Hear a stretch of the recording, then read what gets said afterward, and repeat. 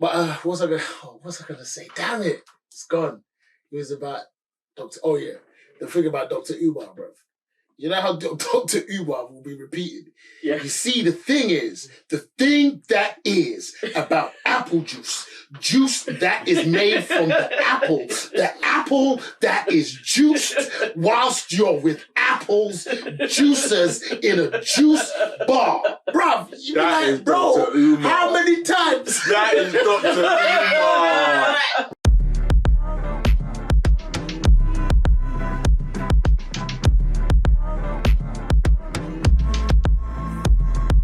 Mike, it's 2024. It is. Happy New Year. I like that. Because that's how it felt. I'm not going to lie.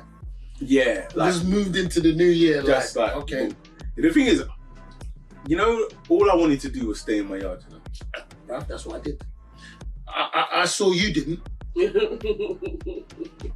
Some old school raps from what, 1995? Said where? Coming to get you, hitting you hard with this lyrical lecture. Yes, you can bet your button Lyrical lecture. Gonna make you holler. Freak, flex, big up your chest. Pass the mic and now tell them who's next as we proceed to give you what you need. If you don't know, it's the Premier League. I said, oh my, giddy gosh. Oh, tell me now, can you days. feel the rush? Don't you know that we're dangerous? Premier Squad, there's no stopping us. DJ, so can tanker us with the moves, mix and blend. You keep fooling us. Tune sounds so marvelous. Girl, look so fabulous. Roll with the beat now, roll with the flavor. If like the sound, then tell your neighbor. To the mic, I'm no stranger. To the MCs, I bring you danger. I see you watching. Oh my God, you're still going. Are we really going to have the whole thing? What's it gonna be? Looking for a dance or a little romance? Come over here and take a chance with the Kwame Chan. With the Kwame Chan. With the who? Kwame Chan.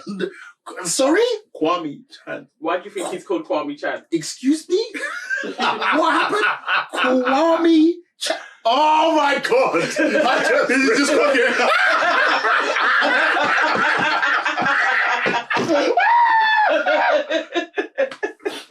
Bro, my whole body just went hot. I can't believe it. Bro. Slightly, that's some... Wait, I'm not on the mic. Slightly, that's some cultural appropriation, my bro. Yeah. Yeah. Yeah. I beg us not say it, and let's hope other people quite. Yeah. You called your... I mean, listen, for context. What? For context. What context? It was the early 2000s. And you... Times were different. Racism was always here, bro. Racism was always here. It wasn't racism, bruv. Bruv, why are you calling yourself... No, I know why you're calling yourself No. that. I didn't give myself the name. Who gave you the name? I can't pinpoint, but it was one of the guys. I don't know exactly which one it was. Nah, so they was like, were they murking you slightly? Yeah, low key. But my eyes have always been a thing though, innit? So Bruv, you're just exposed to the masses. Masses, why the racism was in full effect. it is what it is. It is what it is.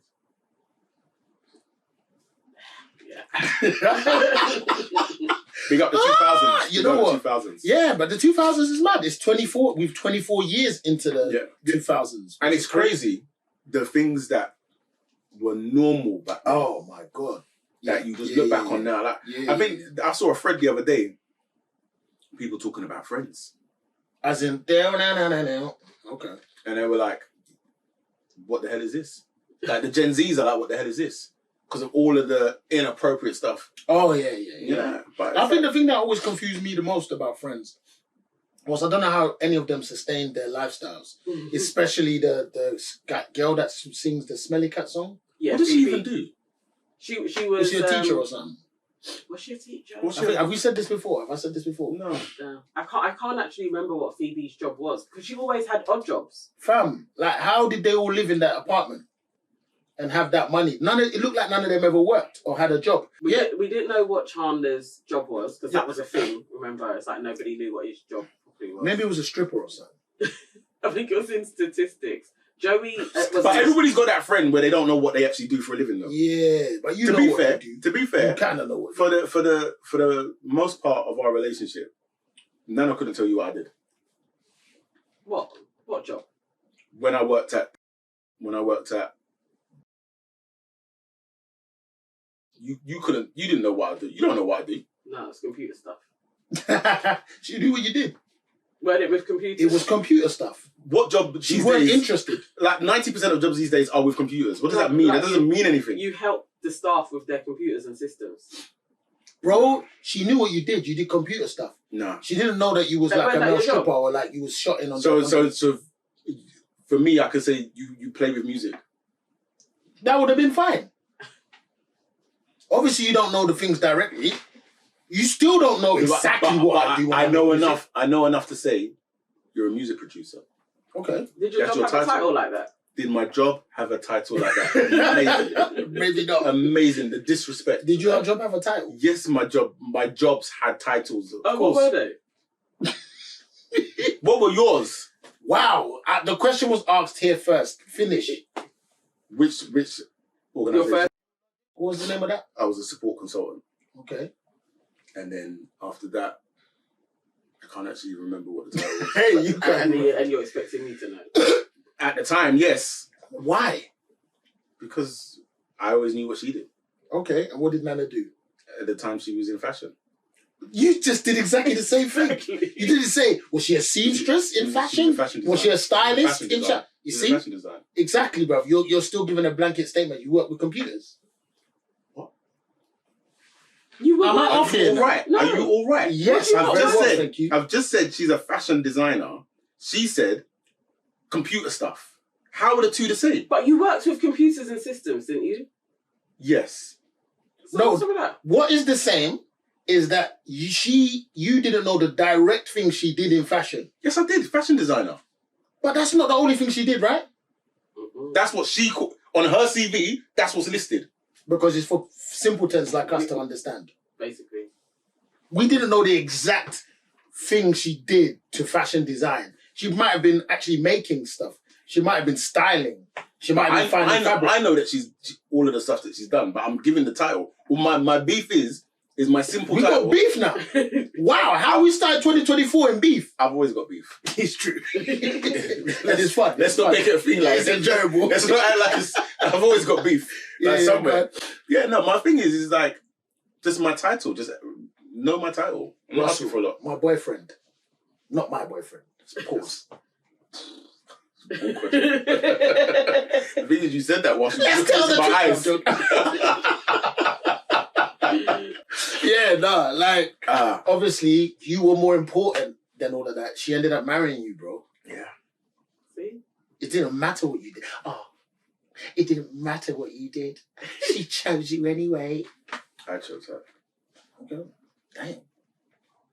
I was waiting for That's that red pill. There was some proper red pill What I energy. do, and I choose her. The woman don't choose me. I'm the prize. If you're new to this podcast, this is the Red Pill Chophouse. Wow. Definitely not. We've got red cups today. We've got That's red about cups it. today, though. My name is Neil Dante Evans. And I'm Michael Santi. I can't believe this is the intro. Hilarious. It is what it is. Welcome to the first Chophouse of 2024. Yeah, man. Yeah, man. I'm happy. Yeah. You know what? Honestly, I was very, very happy to come into today because we're trying to be consistent. Yeah. Although I'm going to put another spanner in the works. Yeah, bro, You expect it from me. I expect it and we spoke about it, so come. Yeah, I'm going away again. Like for about 4 days.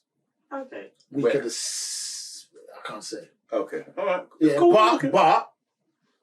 we could do the thing we was trying to do. Yeah. If you want, because Yeah. where I'm at, I'll be able to. All right, cool. Yeah. I actually want to try that because... Online. Yeah. We'll see if we can. We'll see. All if right, we we'll can. see. But yeah, bro, I was excited to say to myself, yeah, and I didn't want to put it out there, but maybe I'll do it now. I wanted to just say, like, yeah, let's try and keep it consistent. Let's try and see if we can really do at least 4 a month. Yeah. No, I mean, I'm 100% up for that. Well, at least 3, I'd say. Yeah. No, I concur. Mm-hmm.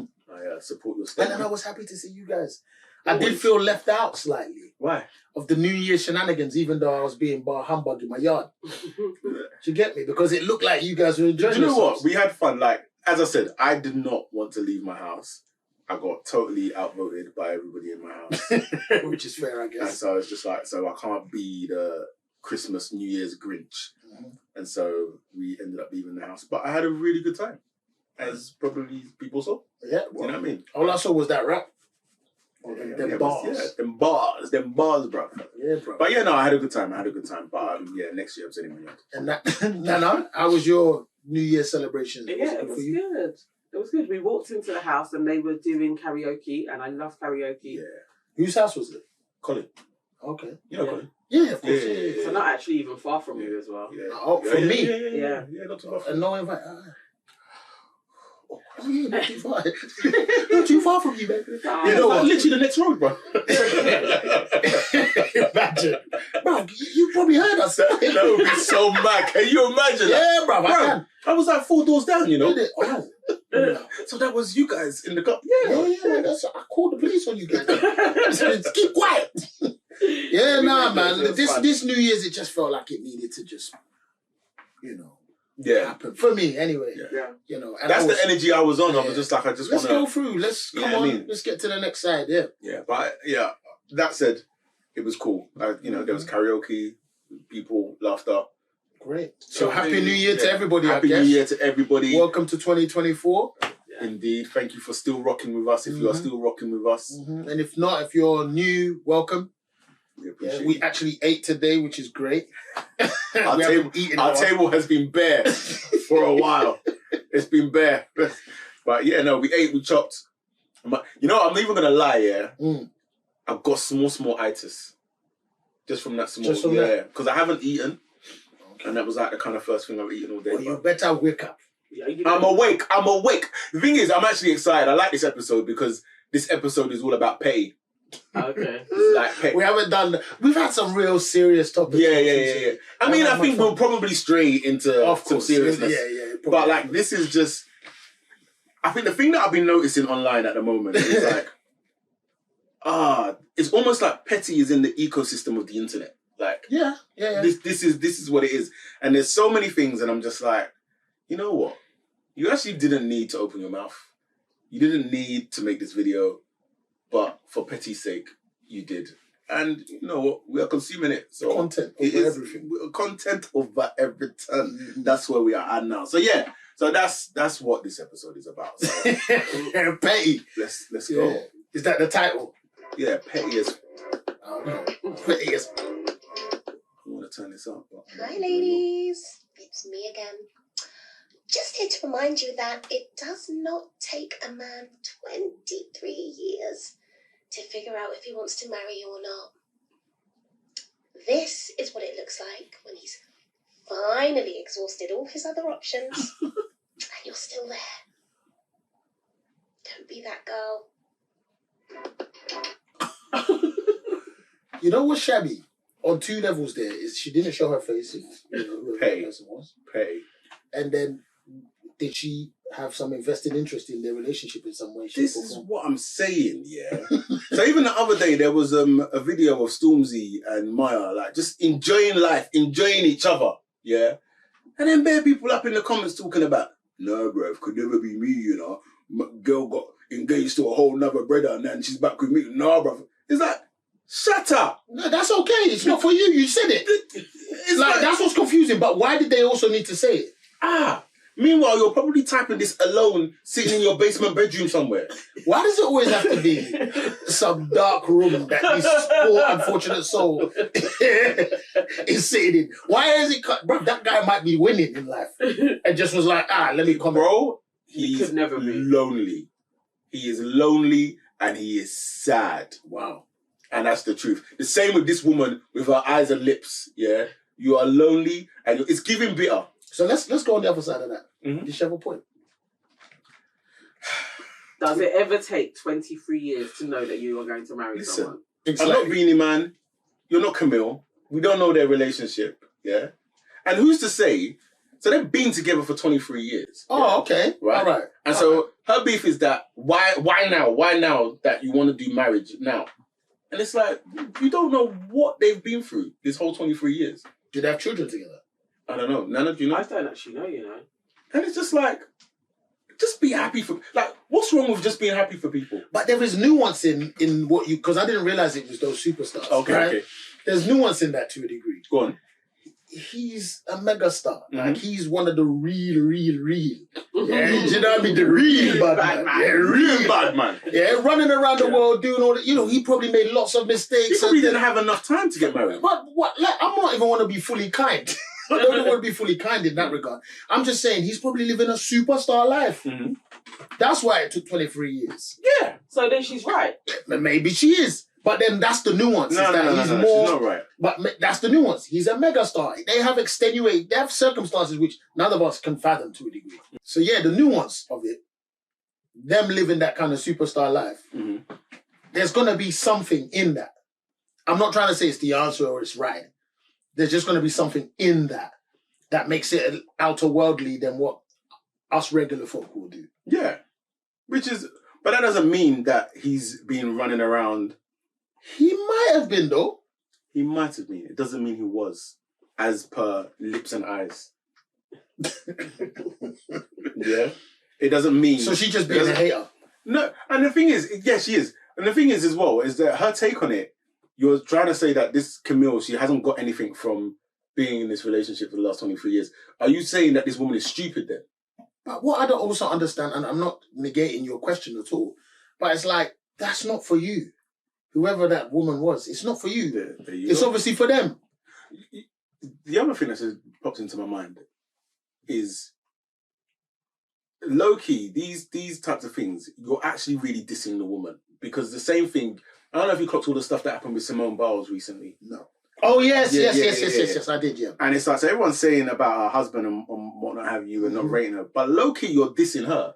Because you're essentially saying that these women have low self-esteem or whatever like that. But didn't she approach him? Because they were on that raya at, I think she, they were on, and she approached him. Like, what I didn't get was just why everyone was talking in a way that, wait, hold on, these people, however they manifested what they manifested, they're there. Yeah. Why can't we just be happy for the fact that we're seeing two people who are in love and are happy with themselves? And maybe I'm being too ideological in this whole conversation, but I definitely think there's something where people get uncomfortable when they see other people happy. Seriously? Yeah, no.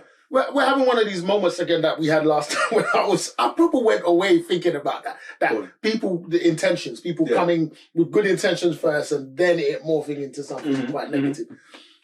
And you think that that's how people actually move? Think so. I believe that the majority of people out there are really unhappy.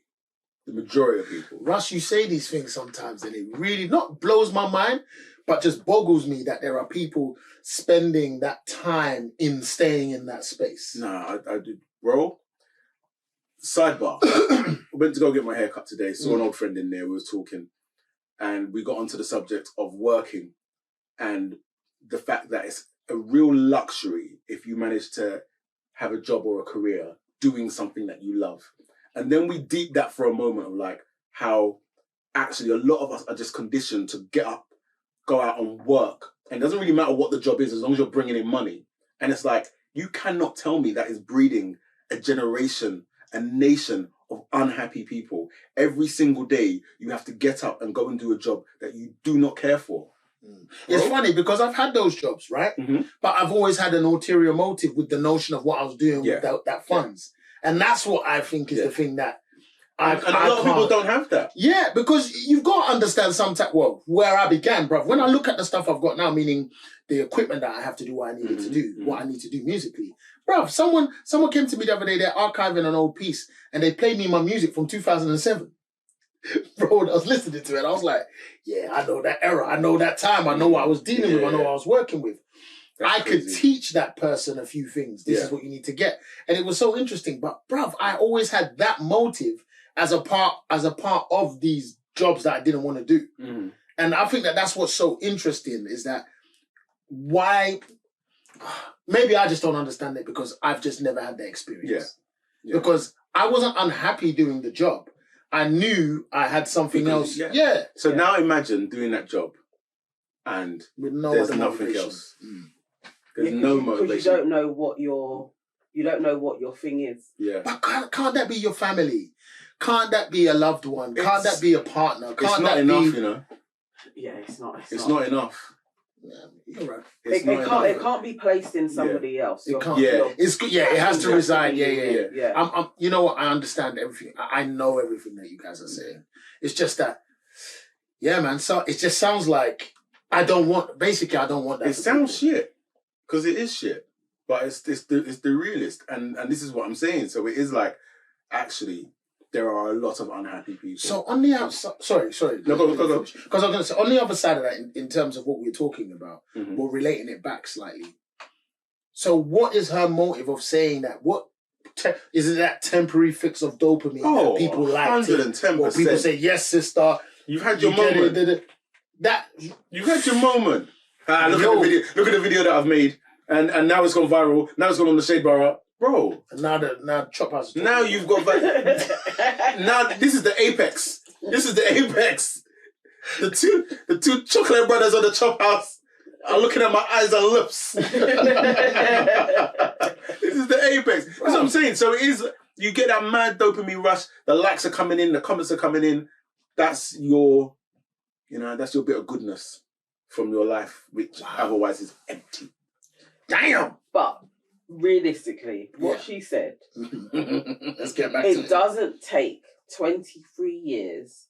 If marriage is on the cards, like you both kind of want that, it doesn't take 23 years to get there. And I think that was her point. Who said? But we don't know that. But it could be the other side as well. Marriage has no time scale. Wait. Let me. We have to be fair. Mm-hmm. She might not have wanted to be with him for 23 years.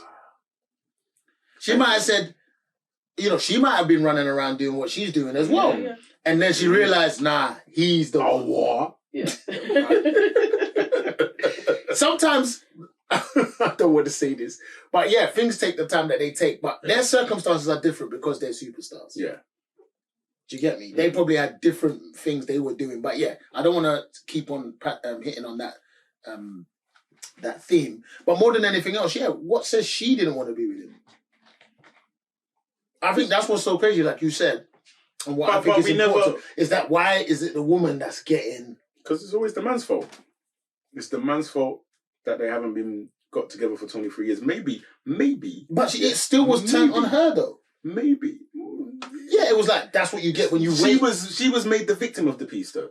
Was it? Yeah. I felt like, no, she was being, my take was that she was saying, don't be this woman. Yeah. Don't be this victim. I didn't see her as a victim. Like, no, she see her as a victim? No, I don't see it as a victim. No. But it was like, don't be this woman. But Yeah. I don't think it's like, you're It was going to be a victim. a cautionary tale of that's how not to be. That's how I took it. Yeah. A victim. She's not being a victim. She a victim to this man who was, by this woman's views, taken her hostage for 23 years. Oh my gosh. Taking her best parts of her life. Yeah, there you go. Nah, I saw it as like, just don't be, be a fool.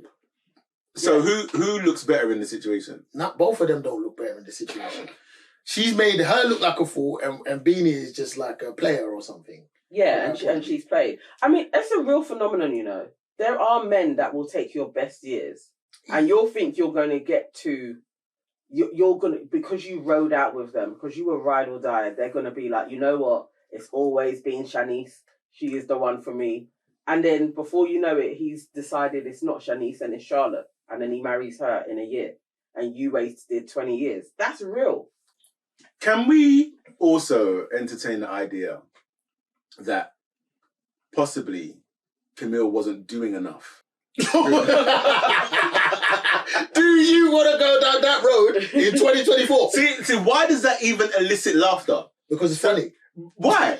So it's funny that this woman is giving like half energy in a relationship. Wow, for 23 years. Where the man is like, look, I love you, but yeah, if you don't step it up, I can't commit to you just yet. Use the accent and say, Vicky, I thought it was coming. I said to us, I'm really going to do an impression and it's going to be bad. Not yet. Yeah. Can we explore that or we no? Can, of course we can. Is that impossible? Of course we can.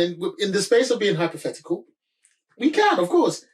I don't know what she could not have been doing for 23 years. I know, and he stayed. Is that too- not the same Brother, thing? that is too much. So Like, she didn't cook the bammy right. Yeah.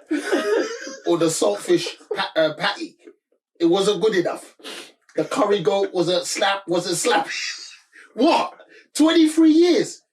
One day you get it. One day you get it. She got it. Marriage. Nah, bro.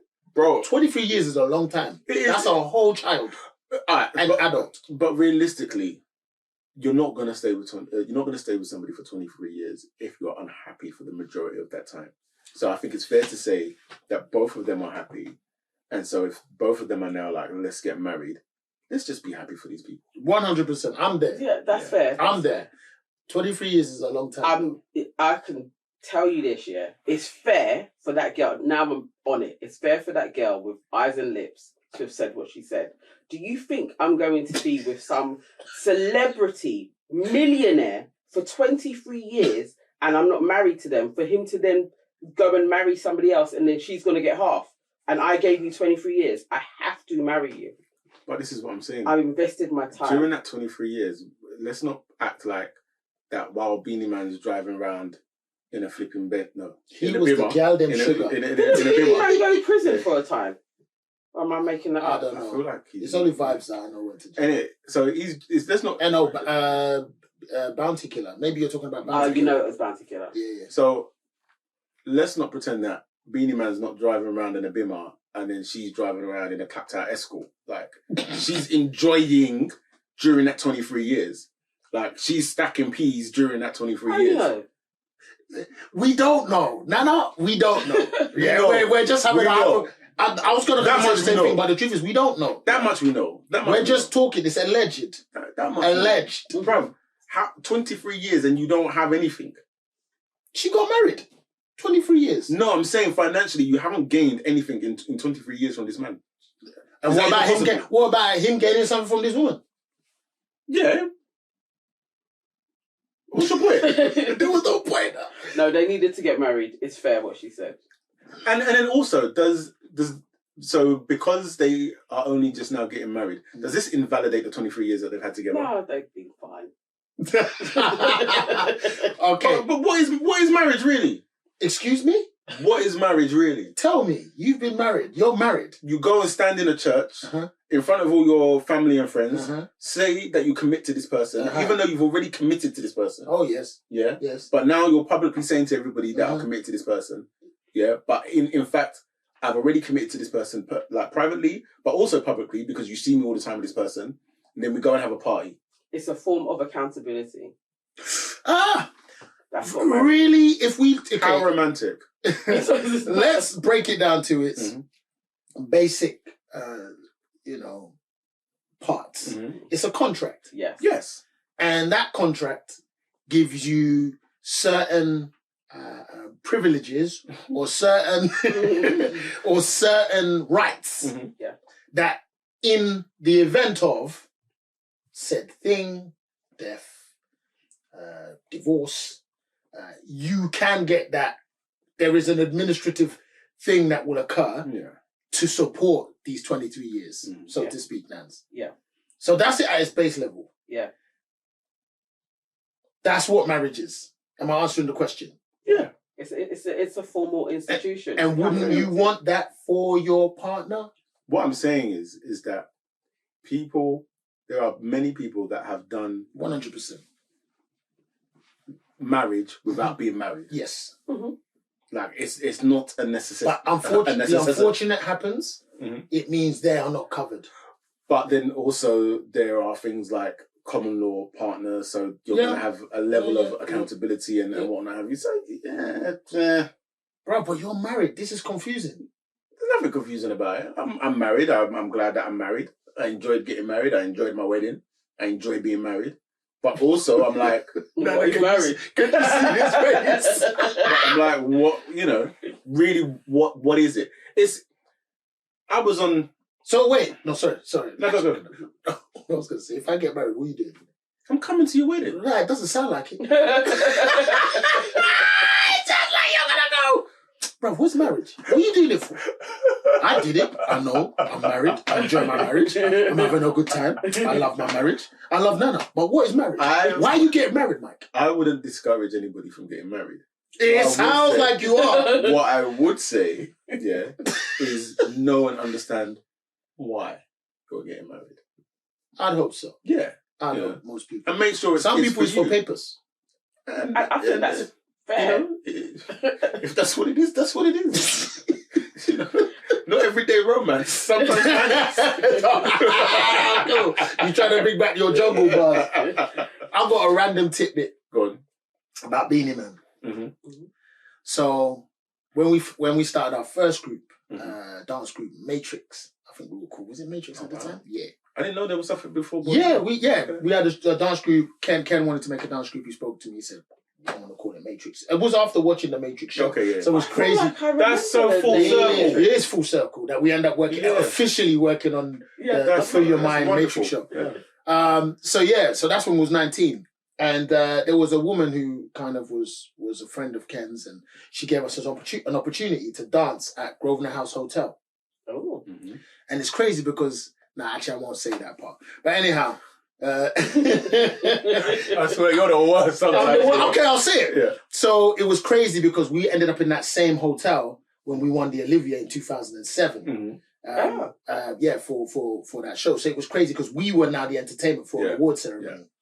Do you remember, is it Fierce? The group Fierce? All Saints, that time. Yeah. All Saints, you know, that era. But is it Fierce? There were these three girls, man. They had big, bold hair singers. Anyway, they were there. Do you remember Sanjay from EastEnders? Yeah. He was there. He was mad small. Like, it was some people. And one of their performances that they had on the night, including us, was Jamelia. Okay. Yeah.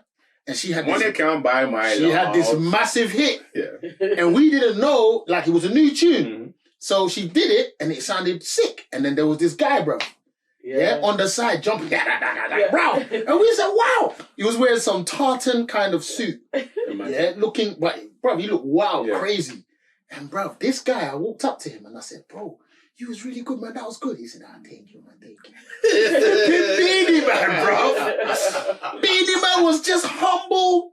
Just like, there for the opportunity. Happy for the opportunity. Because that tune busting. Yeah. That tune brought... That's a big tune, though. He actually always references, like, he loved Jamelia, like, for giving him that opportunity. Yeah. That was I think it was like the second time he had come to the UK, but actually then made contacts in the UK from doing her tune. Exactly. Wow. That one, I know that show changed. Not the show specifically, but the song. Yeah. And it was funny because there was a dancer called Dwayne. Do you remember him? He was the main guy. No, Yeah, of course you know Dwayne. So he would, like, for us it was like a moment. Yeah. You know what I mean? I even remember, like, watching the video and everyone was like, "Well, Dwayne's in the video." Exactly, bro. And he was the main thing, and it was wicked. Yeah. And bro. So Beanie Man. A random story about Dwayne. Go on then.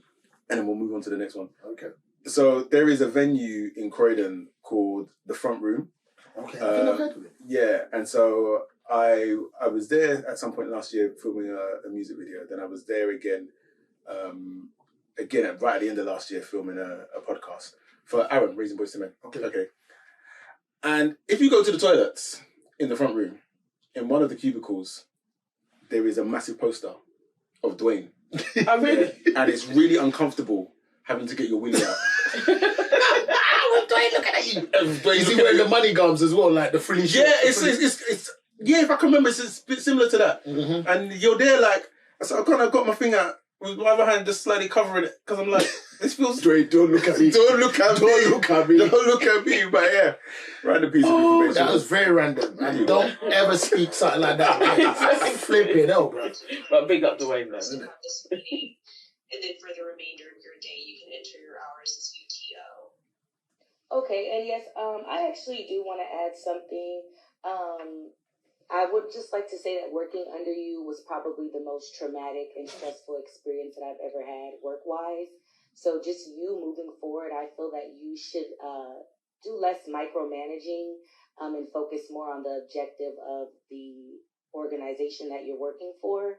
And also just being a little bit more relaxed in your work environment, because you do bring a lot of darkness and negativity in any room that you're in. So that's really all I had to add. And I hope that you have a Merry Christmas and a Happy New Year. And I look forward to the shipping label, and I'll have all of the things returned to you guys as soon as possible. Perfect. Well, appreciate your feedback, and I hope you have a Merry Christmas and Happy New Year as well. Of course. Beautiful home to enjoy it in. Thank you.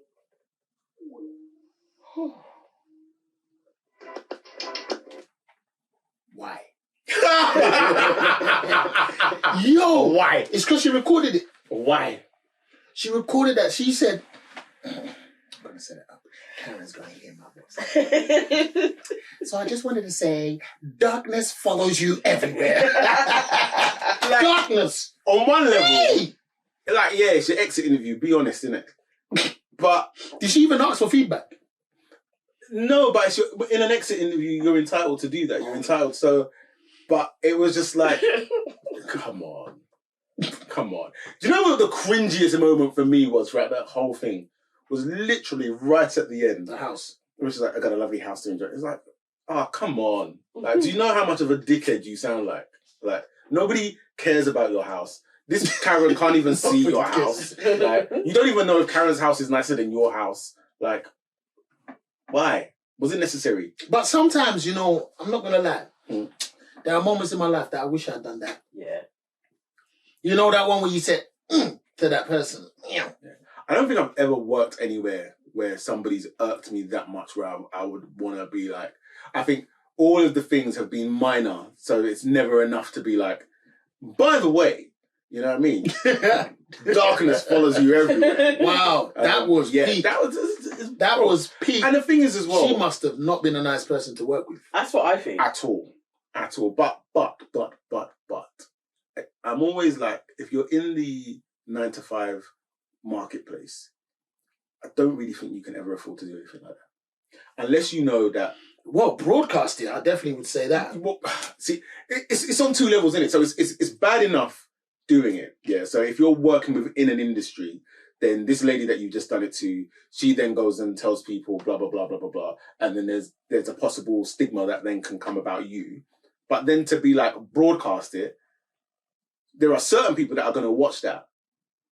Let's say for example, Sharona, yeah.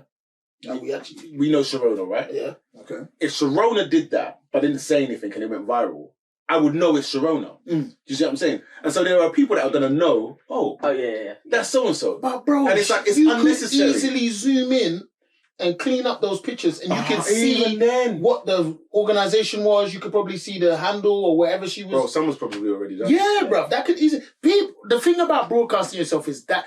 What's it? Don't Fucks with Cats. Have you seen that Netflix program? No. Yeah. You see? Go You hear the response? Go on. You hear the response. Bro, Dogs. Don't Fuck with Cats. Oh, okay. It's deep, bro. Is it a documentary or? Yes, it's documentary, but it's two sides to this documentary. First off, we see a terrible crime on so many different levels. Because this person first kills a cat. And then, not to spoil it for anyone, and also because you haven't watched it, No, sorry, we see this progression in this person's appetite. I think I kind of came in on this when I was watching it. But Yeah. So their appetite grows with the notion of this bad act that they've done, that it moves into another realm, right? Then on the other side, you have people, because of the cat and how people love cats and are beloved with cats, become super sleuths, bro. Down to like, oh, that particular plug socket comes from this particular part of the town in this bro. And you see them break, like all of these, the community come together to break down this case, bro. And they find him. Yeah. They find him. Don't Fuck with Cats. Through a viral video. It's the best thing ever. But it is scary as hell for people who continue to put themselves online without considering and thinking about who and what they might be exposing. Yeah. That's the issue I have with it all. In these circumstances, it's like, is the broadcast that essential? Could you have just done that and just felt bettering yourself. Or like sent it to your friends. Just like, look what I did today. It's a thing as well, like even with the younger kids, where they don't understand that this stuff lives forever. Like today, I come out the bath and I just got my towel wrapped around me, and I've gone into Akai's room, and I'm like, told him to go and do something. He's got up, and then in front of the computer screen is his phone propped up like that. So they're into TikTok. They're into online gaming a lot at the moment now. He's got video call on his friend with his friend. And you're there with the towel. So he actually couldn't see me, but I was just like, that could have easily been that. There was like on his part, there was no awareness of like this person can see into my house, like, and I should be. And so then I've got to have a talk to him about that, of just like, when you're on video call with these people, actually it's a courtesy to let people know that you're on a video call. Let me give you another side of that though. So you can blank the name if you need to. Mm-hmm. She told me, fam, the reason why a lot of the children do the stuff with Snap over other apps, it goes. Not because it goes, bro. It's because they were like, but bro, if you give someone your actual phone number, that's deeper. Yeah. We would think, the thing we would think about is, why can't it just be on your phone? No, they're like, nah, my phone, they can't have my number. So they're using some of these apps in order to create distance, but still be involved. That's that, and she would probably say it way more eloquently than I described. But she broke that down, and I was like, oh yeah, because to them, they're like, no, because what did we have back in the day? Was it PIN? Yeah. BB. They didn't have your number. Yeah. Do you get me? So that's more impersonal. But in a way, it's like even with the Snap, you're able to see more. It depends on how much that person is willing. How much you're sharing. But yeah, you're definitely like, because the whole thing is if you have my number, you have to call me and I have to answer. Yeah, and there's probably a better way to trace it all. Yeah. Whereas it's like, if it's a Snap, I'm just, putting out snaps. But yeah, I mean, there is some anonymity that could be created, hence the woman before. There's anonymity that could be created with it. Yeah. But I just don't understand the notion of constantly broadcasting every facet of where you're at, what you're doing, and how you're doing it. That's not necessary. Yeah. And I think that's dangerous, because like you said, kind of going back to your other point, you have kind of placed yourself to say this is how you deal with certain situations in the working market. Yeah. You know?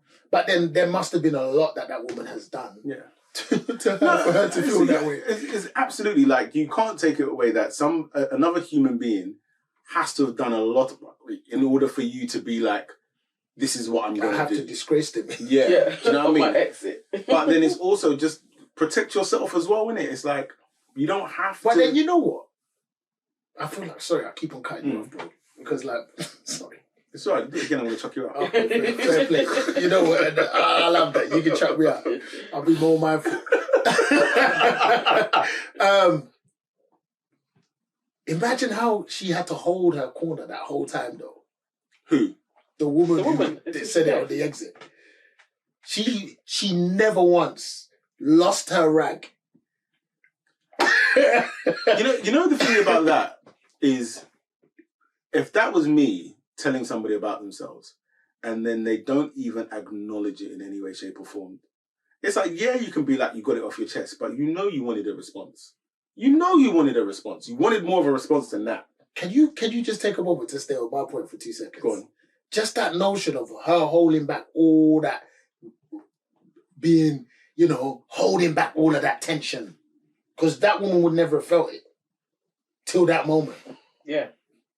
Think about it, bruv. No. That's also challenging. Surely you got to have a clue, though. You got to have a clue. But we had this. We've been having multiple conversations where you have brought me to the understanding that there's certain people who just do not look at it in that way.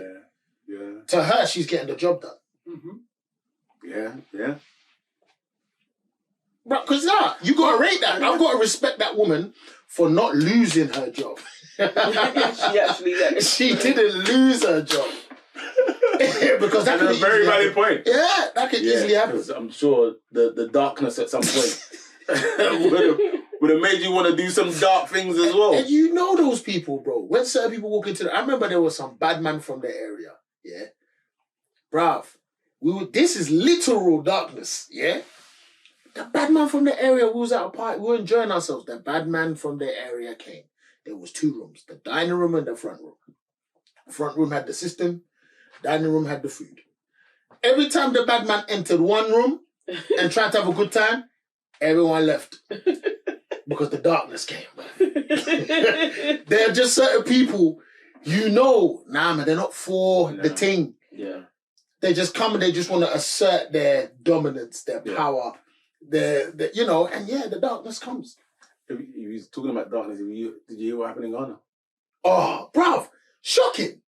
Coming to mash up the place for bruv, what? I was upset. But you know what I liked? He got arrested. Oh, did he? Yeah. Bruv, you not see the full thing? No. Bruv, the police came from and took him. But apparently he had been bailed really quickly because one of their fathers is quite high up, like he's a minister. So they don't think anything is going to take place, and he probably will just come back to the UK. But probably nothing will take place. But what I like is that at least there was some ramification, which he felt for a few bit. Because we're not really explaining.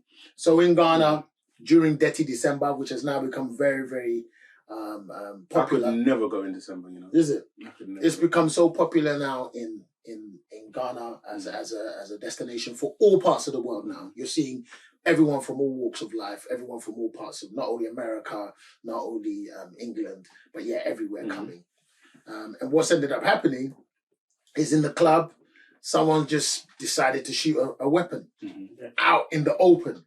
And it's very, very clear. The person who was filming, you could see that person did it or whatever. And it's just something that is unheard of in Ghana in that kind of way. It really kind of sent a ricochet, I would say, in the kind of Ghanaian community. Because to be fair, and we're Ghanaian if you don't know, to be fair, that's something which we would never ever think could ever occur in Ghana. Nah, bro. Guns do exist in Ghana, but they're held for particular reasons. If that of hunting or the police. Yeah. So for a person to have just a weapon in their house like that, is not. It's crazy. It's scary, man. It's scary. It's not club life. Yeah. But people are saying it's the British Borns. Yeah, I won't be. Or as they like to call them, the Innits. Is that what they call them now? Yeah, the Innits? Yeah, Innits. Good. I'm glad we've got a name. Seriously. No, let them call me Innit. Because, on the flip side, bruv, it's just like, why are you bringing that energy to just a good time? But that's everywhere, bro. Some people just got to bring the darkness. Yeah. They're saying the Americans are enjoying themselves, but the British Borns, they come with an attitude like they own Ghana. And then also the Americans know how to tip. Yeah.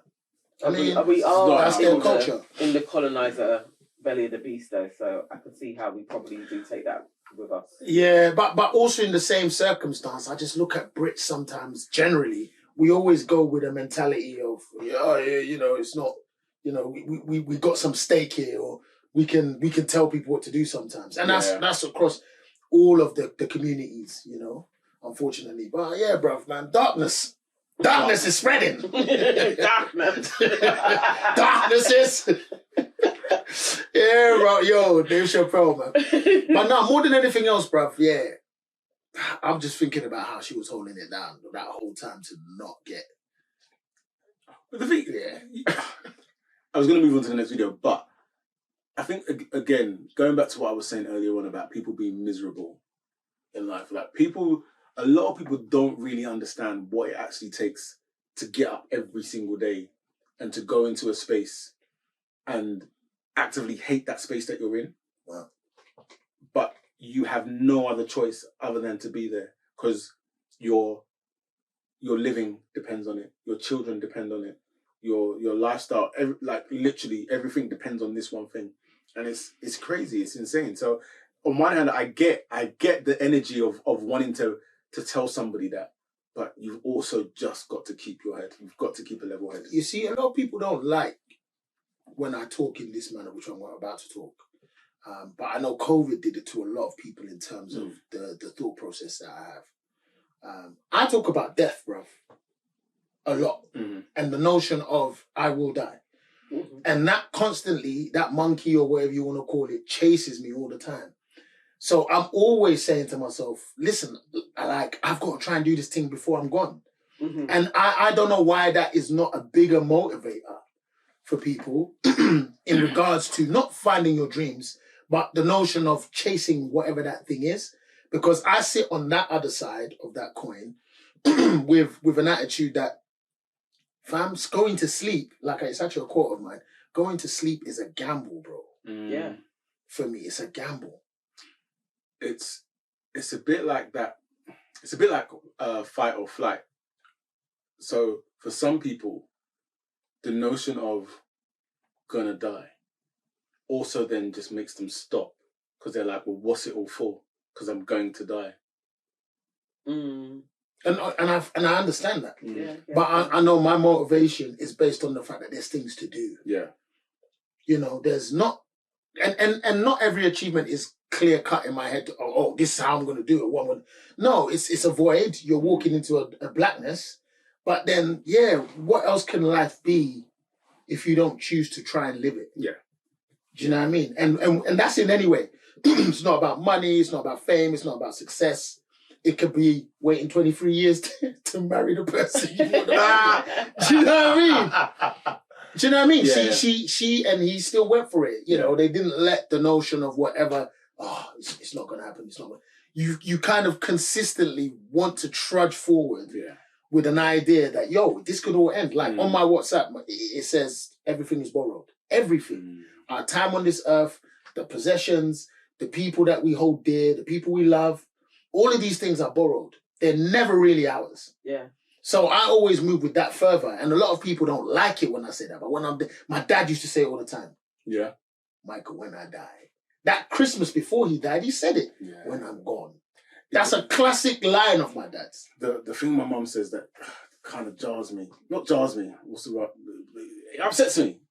Is like, you'll go, yeah, so if in, maybe you cite like 2 months from now, she goes, if God gives me life. Yeah. That was my mum's always. Yeah. Like, if God willing. Yeah, but God willing. It's real though. It is true. But that's what I'm saying. So I think more than anything else, when I talk with that energy, which really keeps me motivated that one day this won't be here. Yeah. So what are we doing? What am I doing? I think sometimes I think I swing between the two, you know, sometimes. It's like sometimes, depending on what's going on in life, I can really just be like, what is the point? What is the point? No, and no, don't, let me not talk like, or at least give you the impression that, that thought comes into my head. I remember there was one day, bro, I just had 3 things back to back that I was just like, why? Come on. This is not fair. You know what I mean? Oh, bro. Like, I swear it was like literally 2 weeks ago. I just remember walking and looking up to the sky and saying, this isn't fair. Like, this isn't fair. And it is for that moment, but you do sit on the other side of that coin and you just think, imagine if that's your life, that's your everyday, you know, and I wish for people to always feel motivated with the notion of passing.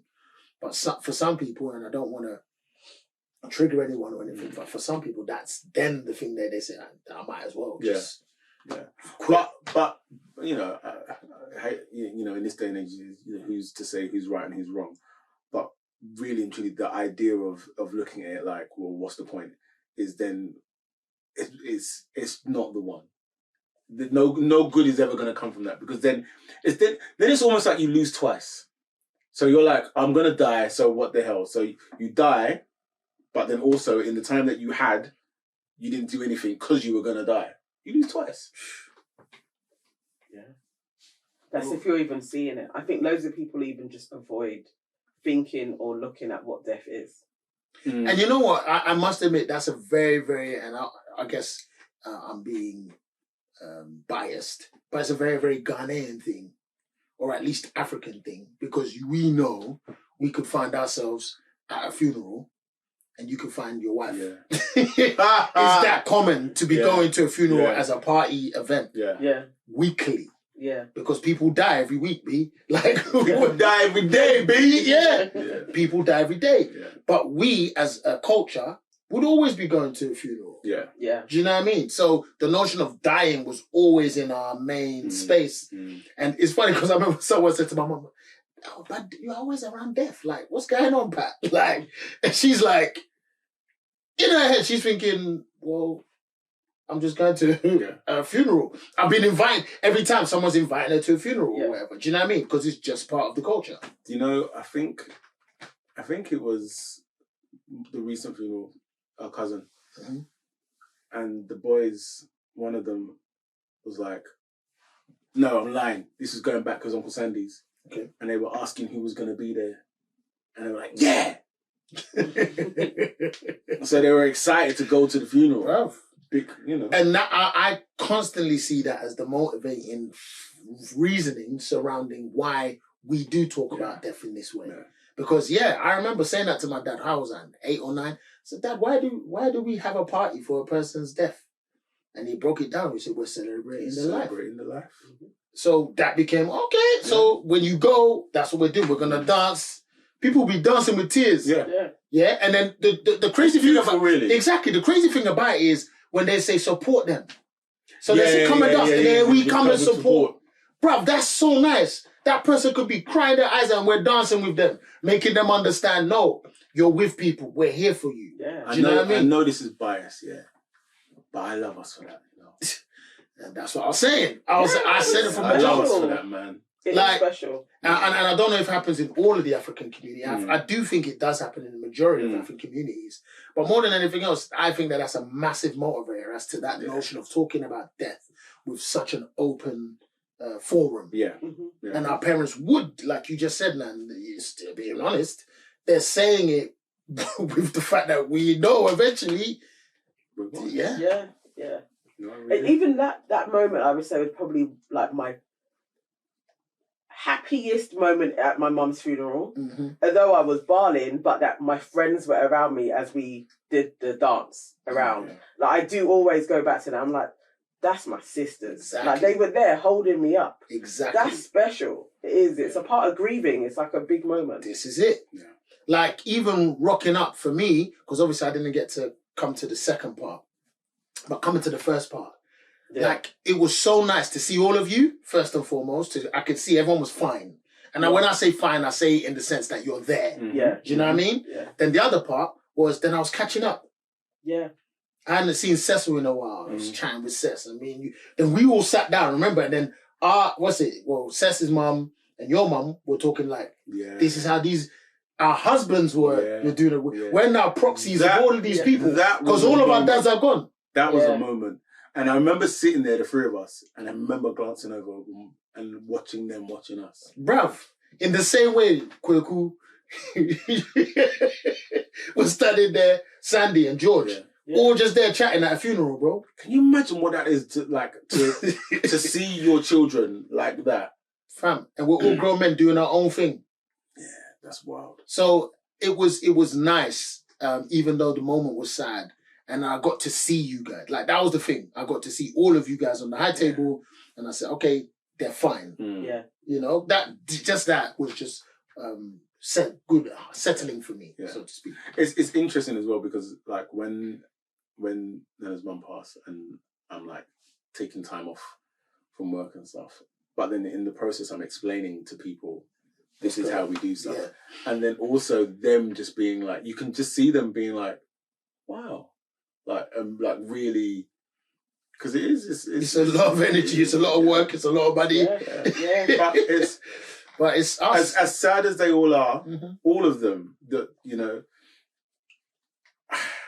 is this the right word? I enjoy them, or I appreciate being there. I think in part that is a part of the journey. We're meant to understand that there. Regardless of all the different things that we go through and that are challenging, there is enjoyment involved in it. And I think that's the thing you got to cling on to, that nothing doesn't come without the work. Yeah. And the work is so many different things for us as human beings, as people, and our circumstances. But, bro, how did we get onto that from Josh? Bro, I was literally just about to say, how did we get here? Because it's us. Like, how did we get here? This is a regular day in the Evans' house. Regular chop testing. No, I'm talking about the Evans' house. No, it's true. Yeah. With you guys, it's just normal for us to go down this road. Not even for COE.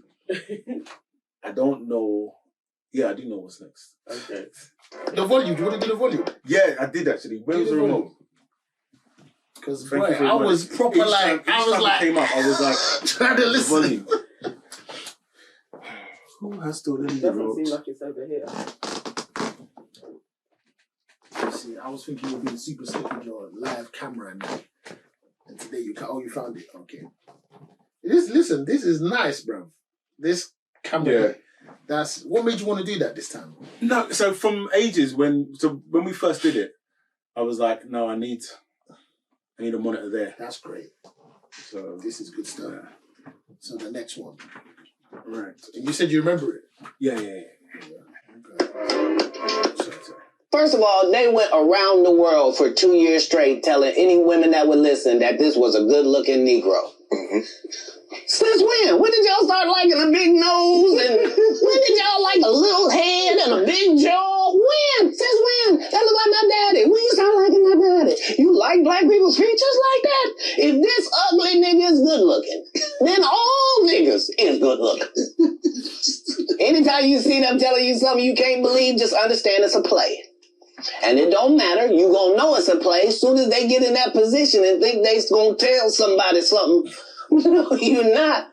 No, you're not. Marvel will cancel you you won't be allowed to read a comic book. What are you talking about? Get out of here. Get out of here, ugly boy. Yeah, they love fooling the people. We've been sitting here doing this interview that you hold in very high regard as Dave Chappelle. Dave Chappelle walked away from $50 million. You said it was more. Tell the story. People say that. He lost $50 million. No, that's not even close to what happened to this dude. Now, who's going to turn down $50 million? Now, I've had to turn down $50 million 4 times just to protect my integrity and that virgin hole I was telling you about. Because P. Diddy be wanting to party. And you got to tell him no. I mean, but you know, some of these people... Martin tried to put me in my first dress.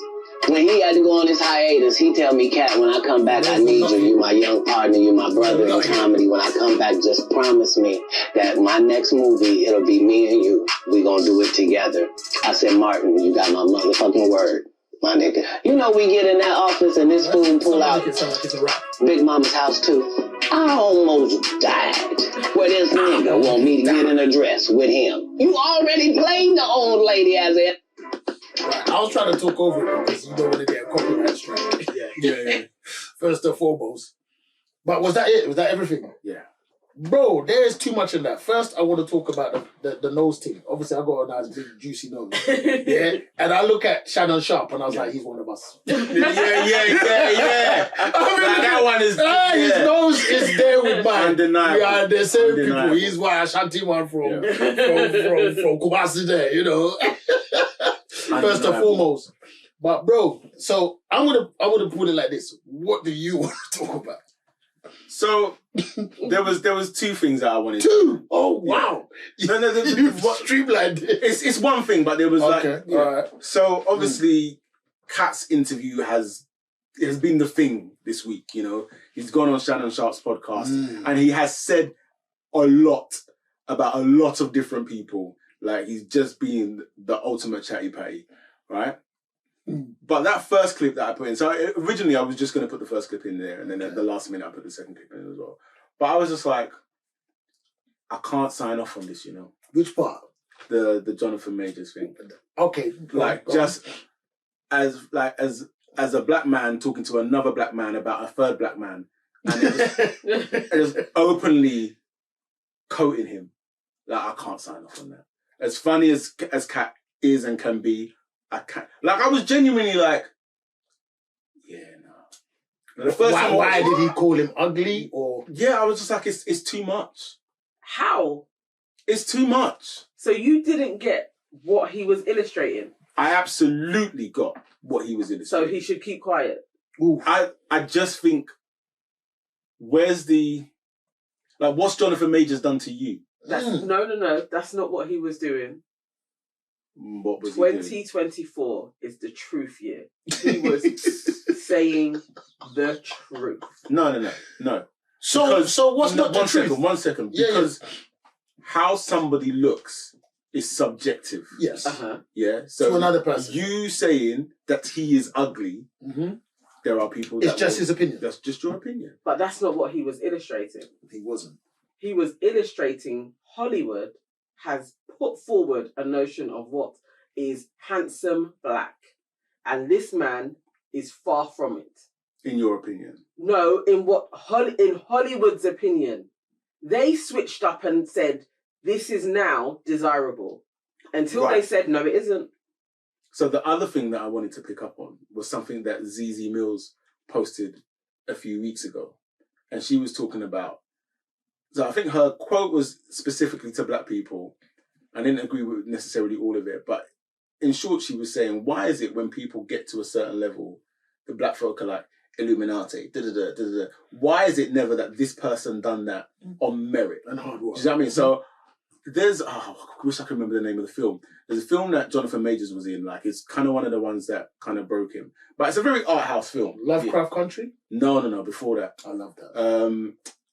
It's about a house in San Francisco. Danny Glover makes an appearance. I don't know.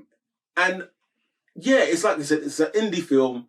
Like enough people aren't gonna know it. Do you know what I mean? But I remember watching this and going, "This is a really talented brother. He's a very talented. This is a really talented very brother." talented, yeah. And so then what we're saying is why is Forrest Whitaker where he is? Wait. So you're saying Forrest Whitaker? You're not getting the opportunity. So you're saying the music started playing. No, you're not getting to slide. Why did you just say? So why is Forrest Whitaker where he is? Russell. Why have you picked on Forrest Whitaker? What's up with Forrest Whitaker? Because, in my opinion, Forrest Whitaker doesn't fit the mold that you guys talk about. Wow, man, cleaned it up.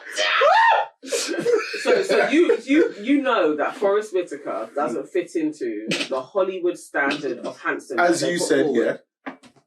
Yeah. The mold that you spoke about, yeah. No, have you witnessed this mold? Do you know what? I'm going based on what you said. No, Russell. Nah. Are you against that Hollywood? Okay. Has a be honest. I'm being honest, all right? So, there are, like, traditionally good-looking people in Western media, all right? Black, white, or whatever. There are the standards for each. Yeah. So you would say that traditionally somebody like Forrest Whitaker, especially having some form of disability, because again, disability, especially in Western media, does he have a disability? with his eye.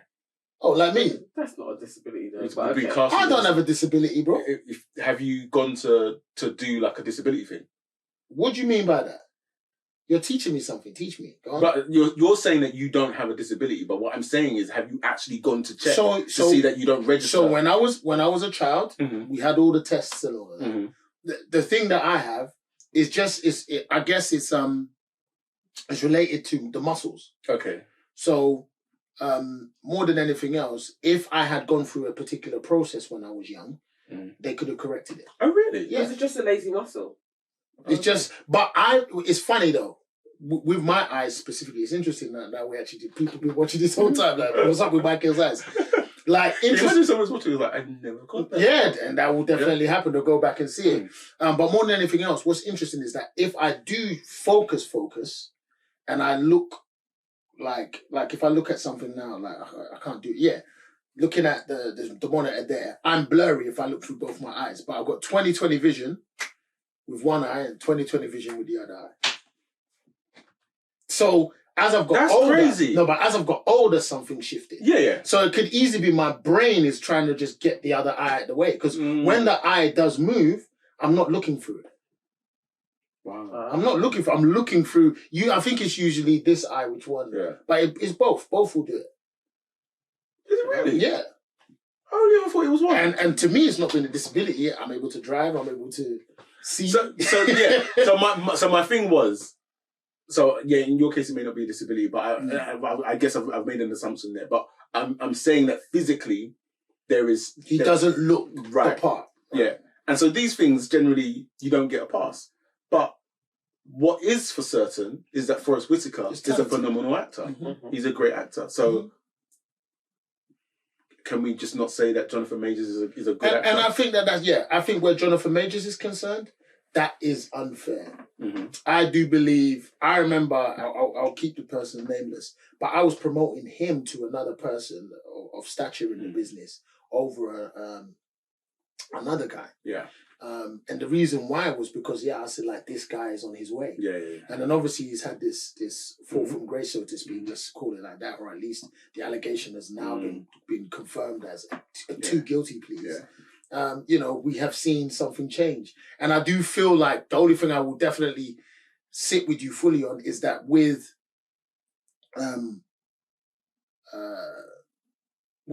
Kat's comment, it's low-hanging fruit. Yeah.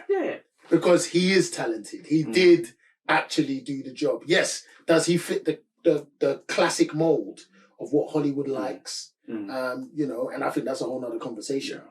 But more than anything else, he has gone and overcome it because he's managed to be very, very, very skilled in his art. And if anything, in all of his, what I like the most about an actor is when I see them in different roles and they don't play the same person. Hugh Grant. So, shout out man like Hugh Grant. George Clooney. Yeah. George Clooney is who he is in those films. Yeah. You know what I mean? And he does that thing well, and that's great. But when you see a total transformation, and people call it method acting or just the notion of having range, but more than anything else, seeing his skill set, that's low hanging fruit to go for that. You could still talk about that he's talented at the end of the day. Yeah, and that was my major beef. Like seeing that clip, I was just like, as you so rightly put it, it's low hanging fruit. It's unnecessary. You could have still made all of the points that you needed to make without coming for this. I don't like that. think so, though.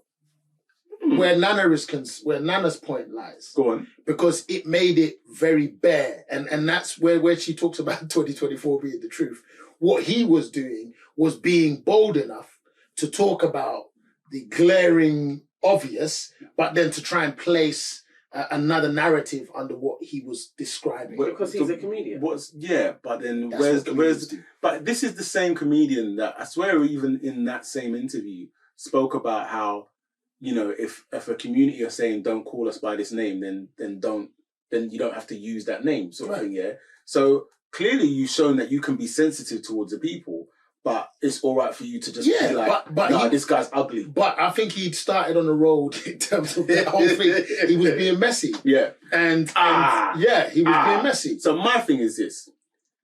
I haven't watched the thing in its entirety. I've watched a lot of clips. And from my overall thing of what I've gathered from the clips is, I feel like this is a man who has been sitting down, telling a lot of half-truths, and maybe some full truths, but overall, it's very messy behaviour. It's giving bitter. It's giving bitter. It's giving bitter. I think, bro, he's a comedian though. So unfortunately, they get that license to be wild. Do you know what I mean? And challenge, number one, social norms or correctness. But obviously, there is a line. And do you feel he crossed the line? Yeah. Wow, okay. Yeah. Like, literally, that clip, that first clip, I was like, nah, dude, I've lost a lot of respect to you. Man. Seriously? Yeah. I've lost wow. I was like, you didn't need to come at him like that. And especially when a brother is down. That's what I think is the shabby thing. It's like no. You hadn't if you'd spoken about, because he'd spoken about some of the other actors before, comedians before, or they've had their discrepancies and all of that stuff. Yeah. So I get that, and they've said stuff about him. It's unnecessary. I mean, what's his name? Kevin Hart went in on him. Yeah. Whether rightly so or not. On the Breakfast Club. He's got a right to reply. Exactly. And he chose that as his place to address everybody. Bruv, he was saying stuff like, when he said the Steve Harvey thing, I was like, bro, slyly was I thinking what he was saying. So he goes, man, Steve Harvey was there with the best lineup. Yeah. Showing people, thinking that, you could get a haircut like that, it's crazy. And it was a man unit the whole time. And I was like, whoa, was it? We used to, I swear even Kano's put it in a bar. That man's like, the lineup sharp like Steve. Do you get me? Because, bro, his line was sharp. It's funny because when he said that, and then the pictures came up on the screen, it was like you look at it and you go, oh yeah. Okay. That probably does really look could like have been a... Could have easily been a unit. It was too perfect. Yeah. Like very perfect. But we weren't seeing it as perfect. We weren't seeing it as perfect. I think it's fair, everything he said. As a comedian, there's you got to startle people. But That's what he's land if you don't but what he said about Jonathan Majors, that's where it is a bit like, because he said it all about he said it about his peers. That's different. You say about your peers, it's different. Even you say it about somebody like P. Diddy, it's different, yeah. But you say it about essentially an actor on his rise, who then has been like cut down quite brutally. Nah, brother. I can't respect that. But you can't see the twofold of what he's. I see absolutely everything he's saying. I'm just saying, that one you probably didn't need to say it. Really. Yeah, it was low. It was low hanging. Yeah. But more than anything else, it's like, have some decorum. I don't know if you're Cat Williams. Never a right time. I don't know if you're Cat Williams and you have decorum, bro. You gotta say it. No, you don't. I think this is the thing. We're in this area where people think they can say whatever they want whenever they want, and you can't. That's a comedian's job. Yeah, see, even that I don't agree with. We found something you're really passionate about, right? I don't agree with this notion that a comedian can say whatever they want. They have to. They can, bro. Like, but understand there's consequences. But Russell, just like everybody else. Just like everybody else.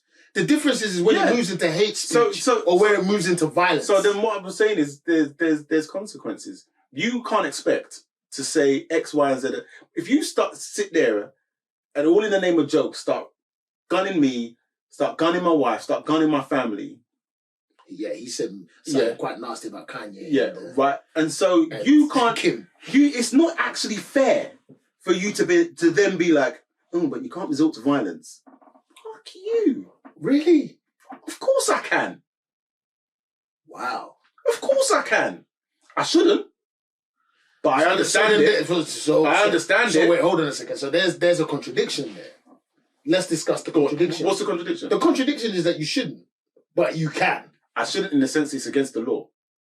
But I understand. So would you break the law?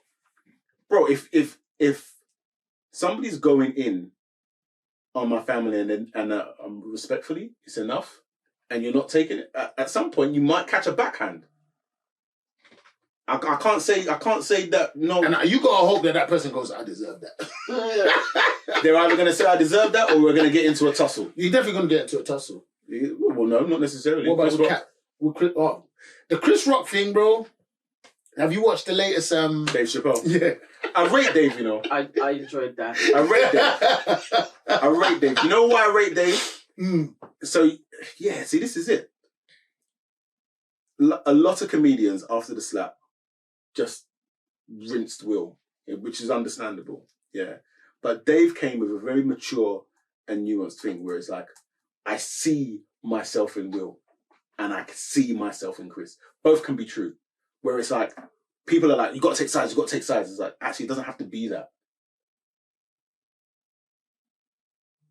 Why'd you pause? I was waiting for you, but that was a you waiting for me? That was a bro, because I was waiting for you to finish. I finished. I think for me, what I did like is that he made, and this is what I think the difference with a comedian should be, is he made a joke about it all. Yeah.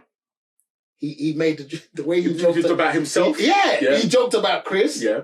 Then he said, everybody hates Chris. Yeah, that was great. Then he spoke about the fact that he's trying to make the best joke, and then Chris said, was that Will Smith? And took his whole life. Like, that's it. I think where Cat is being messy, and maybe he's promoting something, maybe he's creating a moment for himself. And let me tell you, just if next week I'm hearing about, I'm like, this dude. Listen, fine. But like also on the flip side is that the social commentary of a comedian, that's the whole point. But we're meant to be all laughing. Yeah. That's the challenge. That's the line I think a comedian needs to stay on. Even when you talk, because like that's what Fingy was doing. And he was being smart. I watched it all, Dave Chappelle. I watched it, the credits all the way through because I feel like when he has the credits, he shows you something else. Did you see the credits? No. Where he was with, and I think it was purposeful, but he was with a disabled person in a wheelchair. I missed that. Yeah. And that's PR. That's PR, man. But bruv, the way they did it is that they showed everybody. Yeah. He was with Lil Nas X talking with him. Okay. Yeah. So in the you go and watch back and watch it. No, I watched it. Fam, always watch his credits. Yeah. Because he was with and then the disabled guy in the wheelchair, bruv, he's laughing. Yeah. So we're meant to see ourselves in what a comedian says and be able to laugh at it. So when it just becomes now picking out on you, that's where it becomes a bit you know, and you were passionate about what you're passionate. I'm passionate about that part of it. Whereas it's like, no, you're just hitting down on a particular person or area for the sake of a laugh. Yeah. And I think that's wrong. Yeah. So that's what I was coming to say. Well, I don't think he did that. I no, I think Cat was being messy. He's being messy, straight up. For me, with the Jonathan Majors thing is, he could have said his opinion about his looks, like Russ said, but then he spoke about it in the sense that this is the poster child for this thing. Mm-hmm. And it's like, no, he was also a very, very talented actor who did a great job. Yeah. He just found himself in a set of circumstances that really wasn't for him. It's like you're saying all of this about him. And then he did something, because like that's the other thing we have to also put into our heads and make sure that it's said. He did something, and by people of his peers, they found what he did was wrong. Yeah, and they judged him so. But what he did that they judged on was defend himself, and they decided that was clumsily done. That's the charge. Yeah, it was a reckless. But you also acknowledged that she did something to him, but she didn't face any charges. That's the problem with the law. You have to make sure it's outlined to a T to clarify said circumstance. Because the thing that challenged me about, and that was one of the things I didn't want to talk about yet, but I guess we're here now.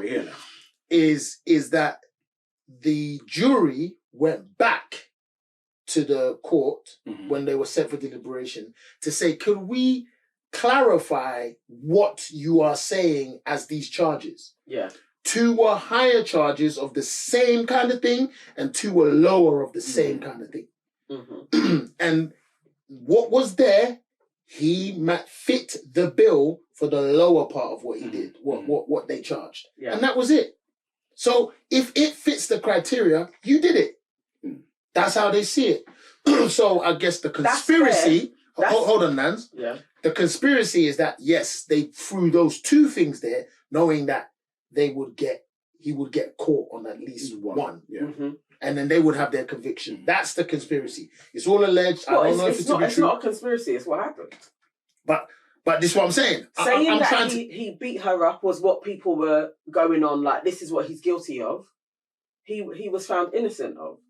Yeah, the intentional harm. Yes, he was found innocent of. But the reckless harm, he was found guilty of. So they threw that in because it's like, okay, you can say you didn't take care that you were placing her back into the car without hurting her. Exactly. And she hurt her finger. So the fault, really, in regards to what I think he was about to say, Nana, was that they should have, his lawyers were too confident.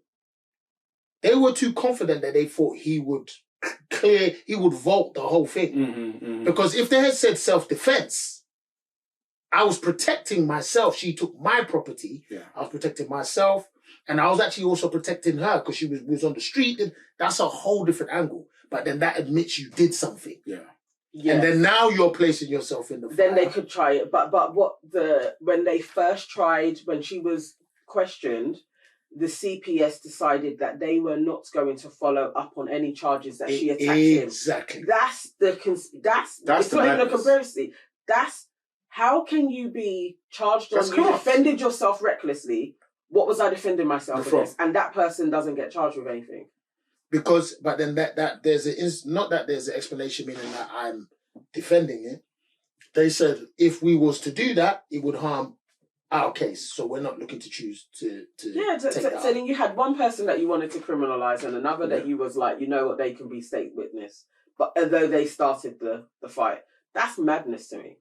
I think it's a really slippery slope, all of that. And then... Really slippery slope. Something else that somebody highlighted. Amber Heard. There's a Marvel film that she's in. I can't remember what it is. She's in Aquaman. Why was she not dropped? I thought she did get dropped, didn't she? No. Well, she was kind of marginalised. That's the best way to kind of describe it. Okay. But did she get dropped? Because I don't even know if she's in the last one. I'm not too sure. But no, she didn't get dropped. But Here we go. You know, okay, from a legal standpoint, from where my menial knowledge comes from, is she wasn't being tried. Yeah, that was a lawsuit, a civil lawsuit. Oh, yeah. She wasn't being tried. Okay. So that's the law thing. It's all BS, man. Bruv, it's optics. It's all optics. And everyone's got to think about their optics, bruv. It's super challenging. These things are difficult to talk about. That's why I'm even finding it difficult to talk about. Not because I don't have an opinion. Yeah. It's because it has to be based in a space of fact. Yeah. You know what I mean? That's the meter I put myself on. Unfortunately, 12 people said he did it. But I do understand that if the way the law is structured, if you said that this is the thing that someone did and it fits the bill, it has to be that. Yeah. You can't just deviate and say, no, we want to add some new charges. No, that's the charge that we were talking about. That's what they have been charged, meaning the jury, to discuss. That and only that. They're not going, because when you look at all of the stuff that's happened, toxic relationship. Very, very clear. Yeah. These two, you know, just even the Coretta King comment, Michelle Obama comment. I understood what he meant on two levels. Go on. He's an African American, so that's one of his or two of his examples in life, right? He knows, he's probably followed them, he's seen how they move. So that's an example he's giving. Then the other part is he's really trying to make her understand, well, from what my understanding was of what was said, even though we didn't hear what was said before, because he could still be that narcissist, that person who's, because I'm a great man, all of that crazy stuff he said. But before, they could have had multiple conversations about, I need you, whilst I'm trying to do this thing, to just stay on point with me. Because that circumstance was him coming home to a stranger, someone that she has met somewhere and brought back from the pub, or maybe a friend, and and now you're exposing him to the possibility of a phone camera being taken, or you know, whatever it is, them knowing his house, know where he is. He's trying to say, look, we've got something we are trying to build, so let's try and find a way to keep that thing going for us. And that's really what I think. But they've probably had so many other arguments, so many other things up and down, because they're toxic. Yeah. They're toxic for each other. All I can think of right now is Dr. Umar just sitting there, just shaking his head. We must stay focused, brothers. we must stay focused. And you know what, jokes? If you go back to that meme, you saw what happened. What? So, bruv, he looks out the window with a long stare. He goes, we must. He saw something. He saw something, bro. He was like, oh, woo! We must stay focused. Yeah, bro. He saw something outside that was very, very tantalizing to him. Kind of moving the subject a little bit, though. And please, because, bro, I do find it really prickly to talk about that. But I think I need. But I think we need to talk about he's going to do an interview, by the way. Oh yeah, I saw that. Jennifer Majors on ABC. Before he gets sentenced. Bad idea. They're saying like he probably is just going to have a fine. You can't go general consensus. You can't send him to prison. Bro, but you don't want to tempt the judge by saying, yeah, I didn't do that. Bro, get sentenced, then do your... But maybe he's thinking, maybe I can't risk it. Maybe. Did you see the video of the guy attacking the judge? Bro, I was following it slightly. Bro, super bad. Why? Man just went... You know how I don't understand. Yeah, that camera as well. It looked like it was from like the 1990. Yeah. It's like they need to upgrade that shit. Exactly. Like I've never been so angry in my life that I would do something that would then make my situation even worse, like 100 times worse. Bruv, he was like, "You better not. You better not." But what I will say is this, though. Yeah. Like, not condoning it. You're not talked about Dr. Umar as well, I was going to say. Not condoning it in any way, shape, or form, right? However, there was an air... I'm not condoning it. However, there was an air of smugness about the judge in when she was delivering that I just felt when you deliver these She's the judge, bro. No, You placed yourself there no. for the judge to dress When you down like that. When you are the judge, there has to be, I think. No, I don't even believe what I'm about to say. I was about to say, bro. That's how they talk. How she was talking is how judges talk. And forget that's how they talk. You don't know how that woman is. She's been quiet that whole time. And now she gets to give her remarks. And she said, nah, you are... I don't think that's going to work or something like that. It's like, we don't know. We tried that. It's not going to... And there was just... She's the judge. Yeah. You don't jump over. I couldn't believe that he was able to get that on top of her. Yeah. We saw him coming. Everybody felt. And he got everybody few lashings in, bro. Like Dave Chappelle's bodyguard. Oh, he's a dress shoes. They were clearly they weren't prepared. They weren't prepared. Everyone was a bit too relaxed. Yeah, that was mad. Like that was mad. Crazy, bro. Can you imagine as well, like being his lawyer and trying to defend it? He was under a lot of stress and his body. Bro, if that's my client, after that I'm like, buddy, buddy, you're on your own now. This is out of my depth. This is out of my depth. This is out of my jurisdiction. I can't help you. I can't. I'm so sorry. Yeah. That is but someone has to defend Dr. Umar, man. Yeah, what about him? This brother made me laugh. What, on Joe Budden? On Joe Budden. I haven't watched it because I ain't got the Patreon. Oh, right. I had to pay. Okay. Yeah. That's what they got you. I had to pay. Yo, him and Ish. Did you watch the second part again? Because remember, I had to pay. You got See, I only watched the first part, but I can't even go into it. Are you guys sharing? No, go with. Are you guys sharing the Patreon? Or does everyone have the same house? Bro, I don't know, bro. Marriage is a different kind of construct for you.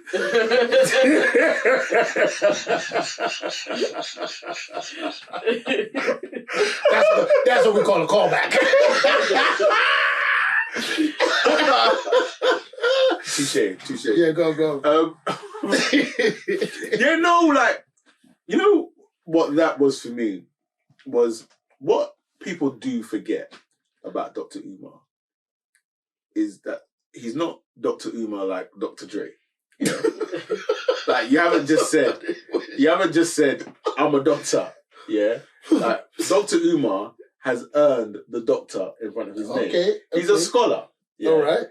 And it was just watching the back and forth between him and I thought this is like a metaphor for where we are in kind of social media and internet land and whatnot have you.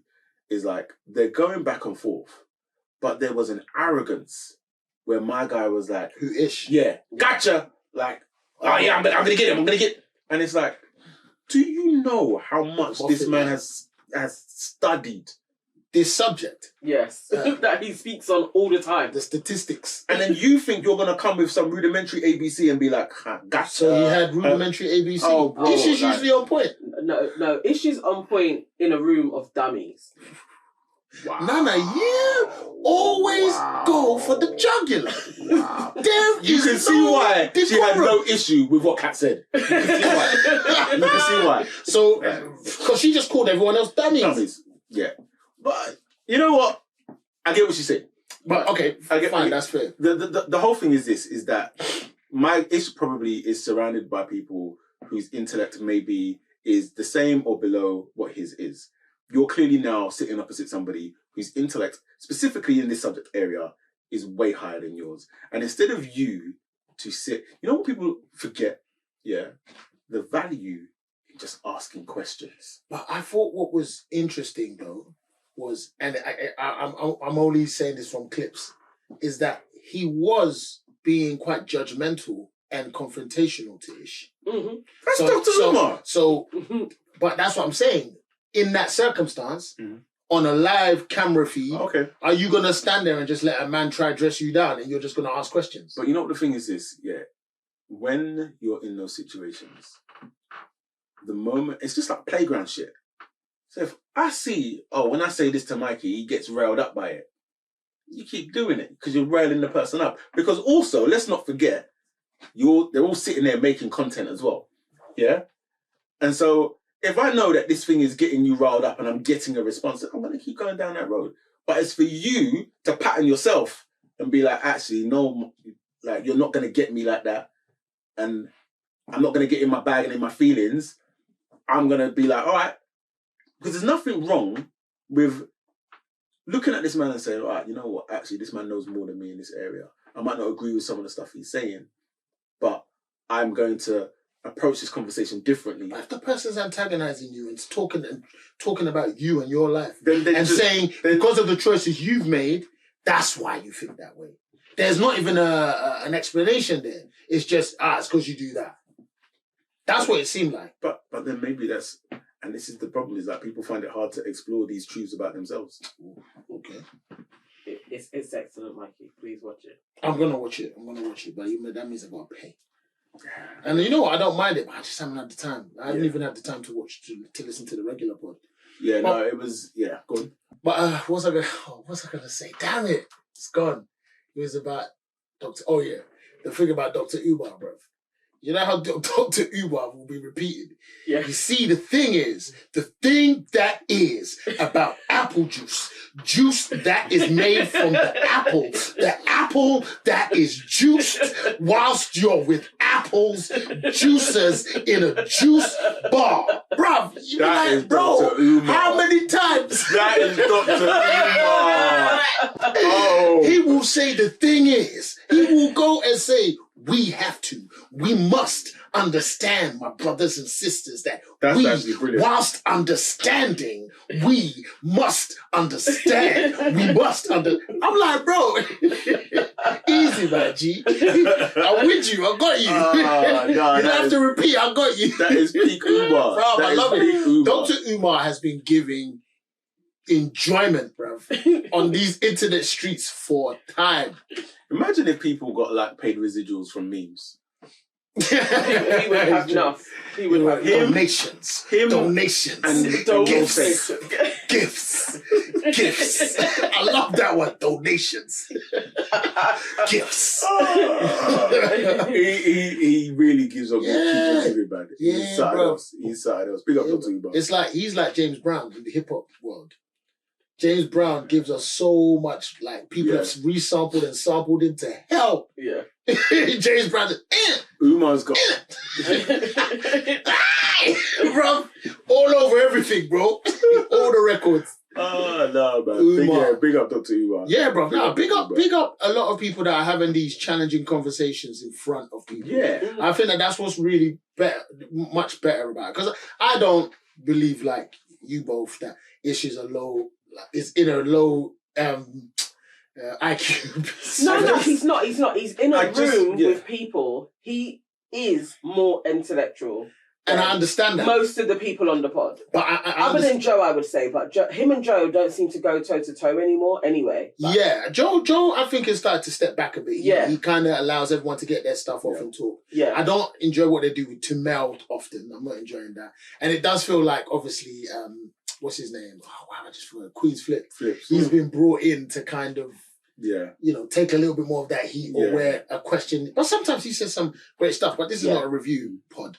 More than anything else, I just believe that Ish, if he took that scenario well, should always want to be in a space like that where you feel challenged, you feel stretched in these conversations. But a lot of people don't. I think he took it well. You know, he is definitely a fan of his. You could tell that, but he didn't study up. If I know that everything Dr. Umar talks about, I am living, and I'm going to be sitting next to him, I have to skill up so that I have my counter arguments to Dr. Umar's talking points. And he didn't have it with stats. He had it with anecdotal. So when he's saying to him, cite your sources, you're dealing with a scholar. Yeah. And that's also not fair, though. That's also not fair. Like, we don't all walk around. Well, you know what? Maybe I have to shut my mouth off because maybe Umar does. We don't all walk around with the stats, he does. Statistics in our back pocket. But that's also why I'm saying sometimes you've got to know when to listen. Because if all I've got is my anecdotal evidence and you've got stats, then what I know still has value, but I can't discredit the stats. But I also think that that's difficult in a circumstance where we don't actually place the stats down. We just say the stats. Yeah. We say 50% of people, 70% of people say, and we all know that we don't actually. We always just get a focus group, and then that focus group becomes a representation. You know And that would have been a counter. You know what? That literally would have been a counter to what he was saying. But Ish didn't even say that. Fair play. He didn't even go to Umar. You cite your sources. Yeah. You know what's interesting is like the person that actually just popped into my head when they're talking about stats is our dear friend Pearl. Oh no. Is like she used to be the queen of that. Like, but she would like manipulate stats, and then to the point where I was like, sometimes I'd be watching and be like, you literally just said. You see with stats, sometimes it's the way you say it as well. So she'll be like, 20% of women. It's like. It's only 20%. So 80% or something. It doesn't matter. But she's like hammering home this point. But it is yeah. So that is a valid thing. As Nanda said, that's a good counter. I think more than anything else, the problem is there's always going to be someone's opinion. It's whether or not you decide to take that on. Because Ish could have sat there the whole time and just said, okay.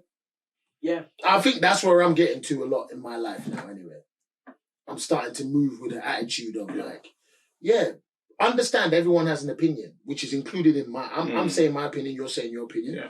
And that's that. It doesn't mean that it should become an X or a Y. Yeah, it's just no. If we're going to respect the fact that everyone can say what they want to say, like Kat said what he wanted to say, that woman said what she wanted to say, then I too, in this moment, can say what I want to say about you. Yeah. And that's just it. Yeah. And everyone can live in that realm as long as it doesn't go to fisticuffs. Because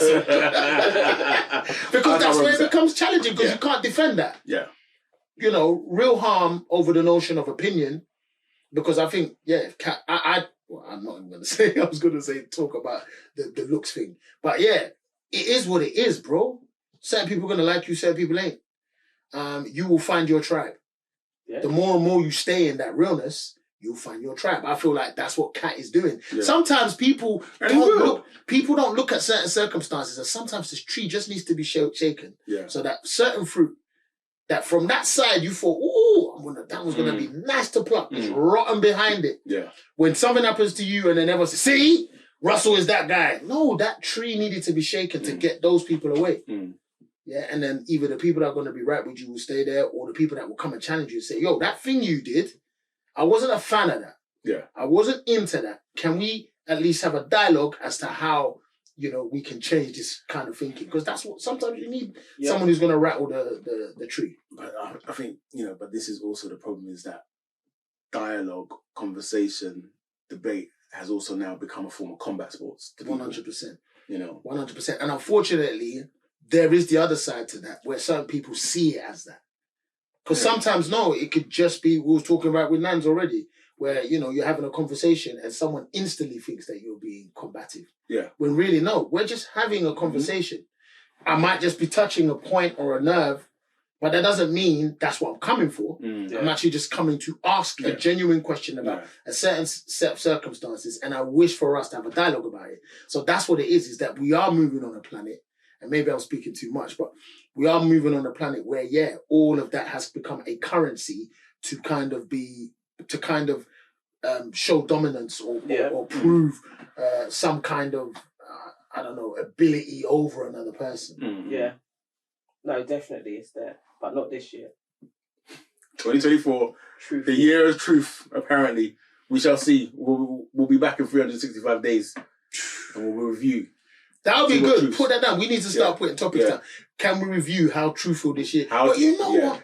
I would say things are coming to light on so many different fronts. We're not even midway through. We're not even midway through. But it really happened at the back end of this year. Loads of names. Well, I was surprised to see the Epstein list come out. The Epstein list came out. I was okay. It was the same names that we all knew. I was like, this was not new. But there's more people we didn't know. Yeah. But we'll see. Brother? Yeah. It's time. It was a long one. It was a long one. Flipping out, bro. Meaty. And have we said too much? That's what I was thinking. You can never say too much. On a podcast. If people come to watch it, I guess, or listen to it. This is definitely one that I'm going to have to sit through properly and make sure that You know what I Yeah, bro. Yeah. Nana, you weren't playing. You was going like, I was like, whoa. For the jugular. Because I'm not going to lie, bro. Sometimes I'm shook talking on this. Because you got to be mindful. Yeah. 100%. 100%. Because you got to be honest, but you got to be mindful. I think I'm going to put like a disclaimer, like Joe Budden at the beginning, where it's almost saying like, this is all acting. I was thinking about that. I was actually thinking about that one day. I like it. Do we need a disclaimer? Yeah. Do we just need to take theirs and put it? Yeah, that'd be jokes. No one is indicting or tell you anything about themselves. I think it might be necessary. Maybe. We'll see. Maybe. But listen, thank you very much. Yes, bro. Always a pleasure. Yeah, man. Back again. Hopefully next week. Next week, same time, same place. Indeed. Chophouse pod. Nana Wagwan. Thank you for watching and listening. Yeah, man.